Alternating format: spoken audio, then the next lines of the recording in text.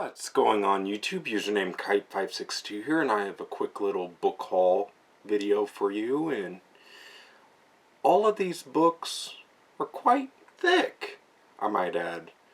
And I will be adding these to the channel when I can. It's just, it'll take me some time, and I want to take some time reading and enjoying these 3 stories from this one favorite author of mine. Now, you may be asking yourself, who could this author be? Well, I can tell you the only works that I've read of theirs is 2 in my lifetime when I was 15 and 16 years old, respectively. And that is, of course, Stephen King.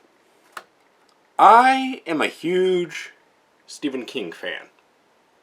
And yes, this is the Stand, the complete uncut edition. Get a look at the cover. Look at the thickness. Look at this chonker. Look at it. This thing is massive. It is a paperback, but, you know, I look forward to sinking into this story. I like thick books. So anyway, this is the first book, and it is the complete uncut edition. And I cannot wait to dive into this. So, here's the spine. And here's the back. Pause it if you want to read it. I'll just read it off to you like I did with my Alavan's Wands reviews.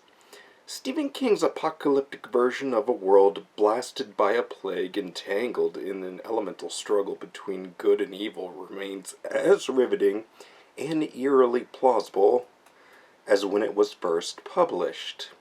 A patient escapes from a biological testing facility unknowingly carrying a deadly weapon, a mutated strain of superflu that will wipe out 99% of the world's population within a few weeks.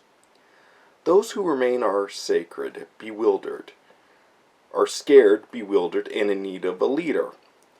To emerge, Mother Abigail, benevolent 108-year-old woman who urges them to build a peaceful community in Boulder, Colorado, and Randolph Flagg, the nefarious dark man who delights in chaos and violence.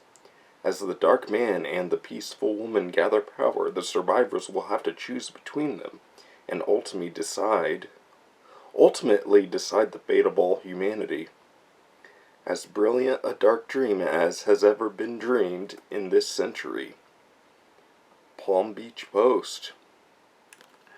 I'm going to save this one for last because it sounds exciting. The next 2 are probably pretty predictable, in my opinion, and that is The Shining. Again, really lovely cover. And it also has an excerpt of the sequel, Dr. Sleep, now a major motion picture for a while now, for a few years. I look forward to reading this one as well. I've only ever seen bits and pieces of the Kubrick film. Years and years ago, I saw the miniseries on TV, but that was just years and years ago. The only ever works of Stephen King I've ever read are Pet Sematary and The Dark Half, and I really quite enjoyed those 2. Maybe I'll reread them down the road, I don't know. But I'll read back to you the summary of The Shining if you've never seen the film or seen the miniseries or even read the book. So, Jack Torrance's new job at the Overlook Hotel is the perfect chance for a fresh start. As the off-season caretaker at the atmospheric old hotel, he'll have plenty of time to spend reconnecting with his family and working on his writing. But as the harsh winter weather sets in, the idyllic location feels even more remote and more sinister. And the only one to notice the strange and terrible forces gathering around the Overlook is Danny Torrance, a uniquely gifted 5-year-old boy. And according to these publishers, or whoever it may be, This chilling novel will haunt you and make your blood run cold and your heart race with fear. The Nashville Banner. Guaranteed to frighten you into fits with a climax that is literally explosive. Cosmopolitan. So, those are magazine publishers apparently. Let me know down in the comments below. So, I don't know which book I'll start with of the three, but I am looking forward to diving into these, and this is just so awesome. And then finally, the last one is, of course, Salem's Lot. I'm probably going to dive into this first. I cannot wait.